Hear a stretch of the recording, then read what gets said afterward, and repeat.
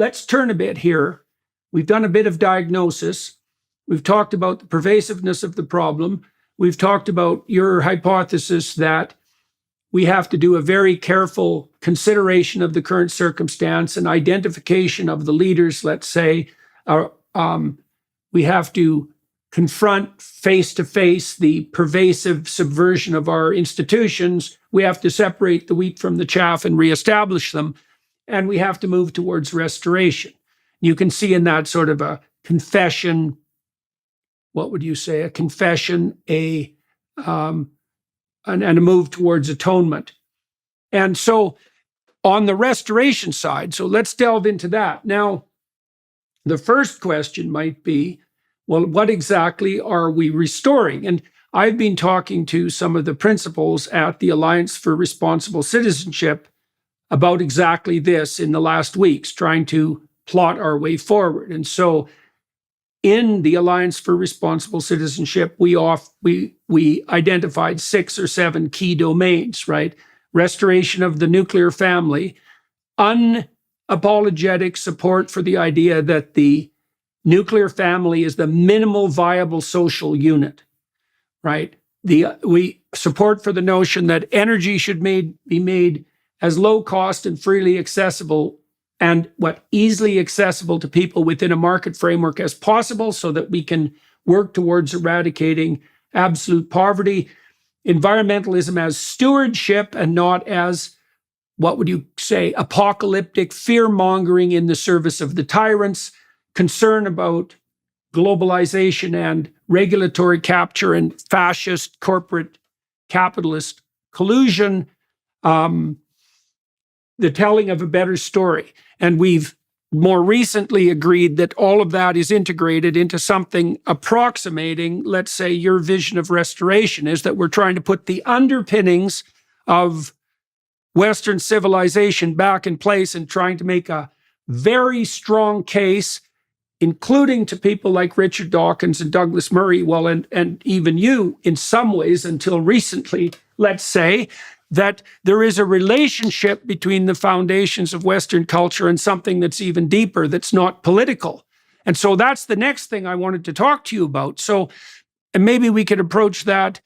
I guess we could approach that personally. Now, for a long while, in my understanding, after you moved to the West and you became more acutely aware of the advantages of free discourse and of the tyrannical aspect of the philosophical milieu that you'd been raised in, you were an admirer of the West, but also attracted towards the more atheistic philosophy, let's say, that was put forth by Dawkins and Harris and Hitchens and the horsemen of the atheist movement.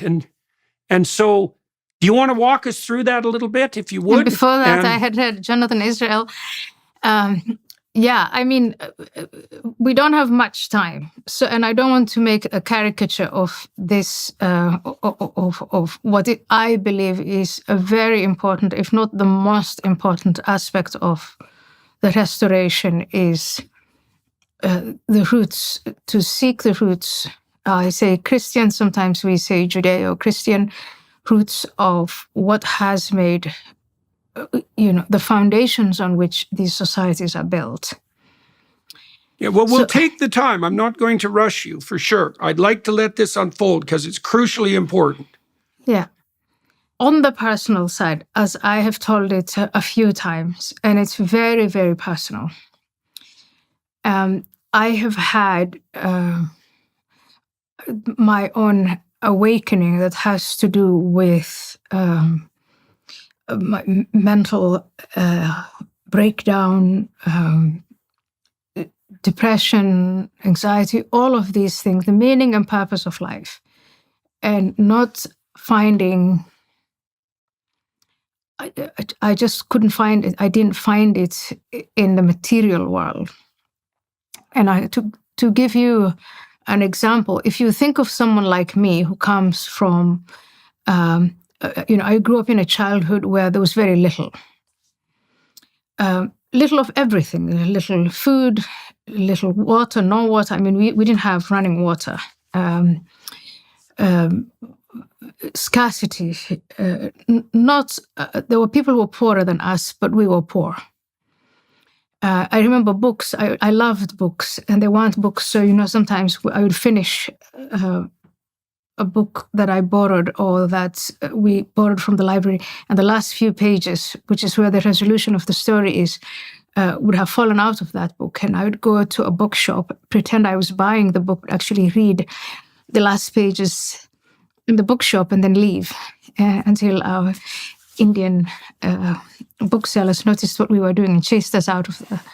So that level of poverty. And so then I come where there is plenty.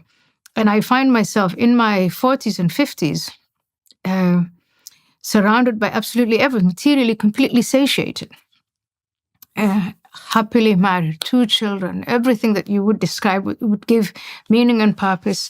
And yet there I was completely, depressed and unhappy and terrified and all the rest of it.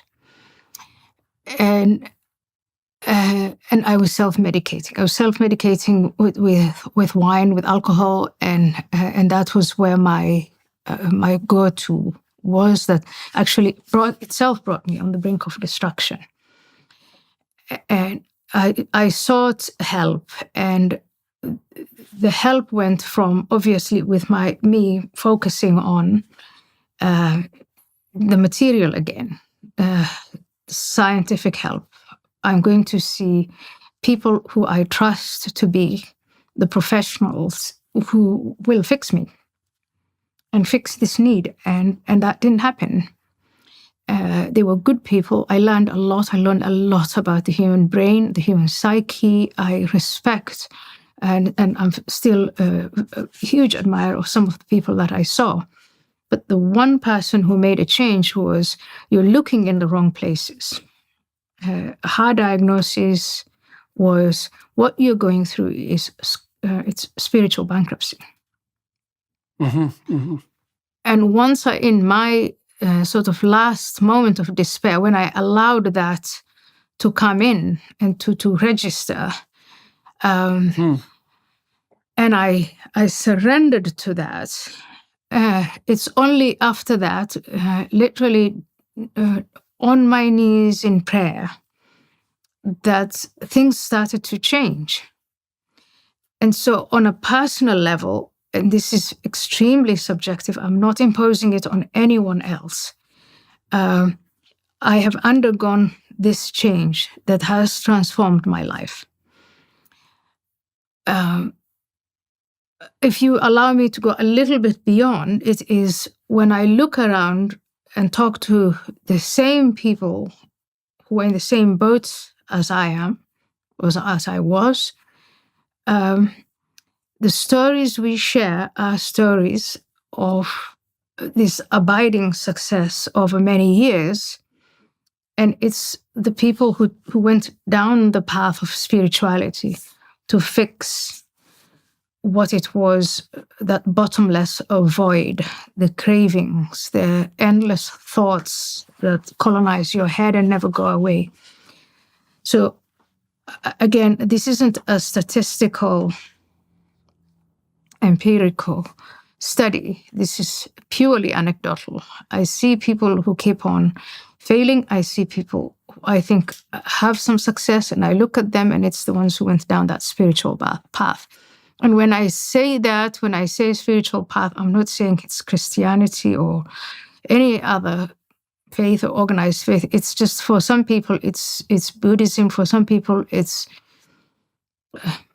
and I don't know. I mean, I haven't really talked to Sam Harris about his spiritual welfare, but I've talked to him a bunch about it, and it's clear that Sam has found in the realm of something approximating an ineffable and non-articulate Buddhism, the spiritual succor that materialist atheism lacks. And I think the reason that Sam was attracted to the more abstract religious domains of experience, the ones that aren't articulated into a creed, which is something he really still rejects, is because Sam knows perfectly well that if the transcendent that he's making contact with through his meditative practice was transformed into a creed, that his ravenous Luciferian intellect would just shred it in a moment and he'd be right back where he started.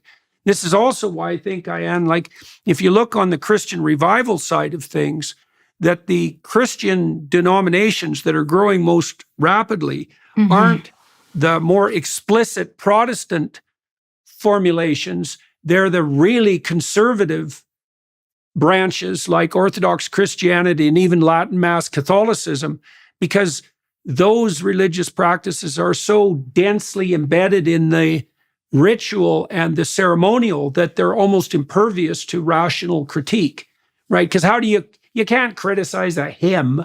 You can't criticize a beautiful building. Like, they speak for themselves.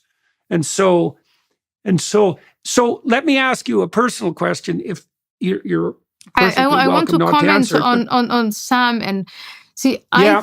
I think Sam is he's just got this commitment to the pursuit of truth, and so I haven't spoken to him since my conversion, and I'm going to make the effort. I've been very busy. I know he's also very, very busy, but I would be really fascinated to have a conversation with him about it, because yes, that's necessary. He is just so committed to it. And so when we talk about these different levels of consciousness and different levels and planes of perception, I am so curious to know what he thinks of that, what he would say about that. I've spoken to Richard. Yeah.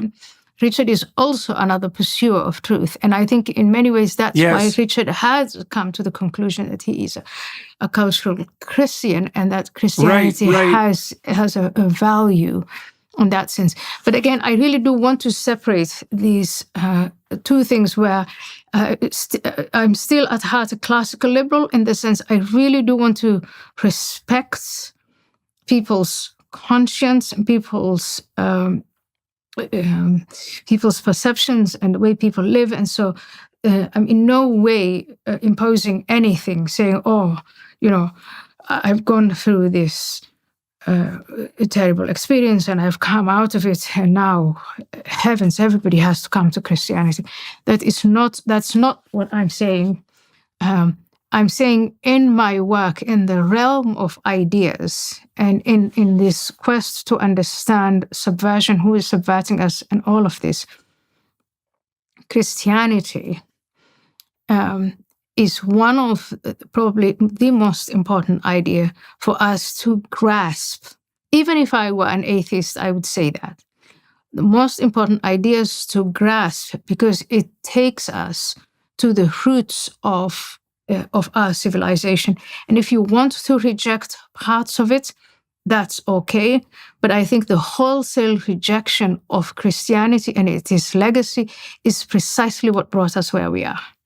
That's why we're in the sorts of trouble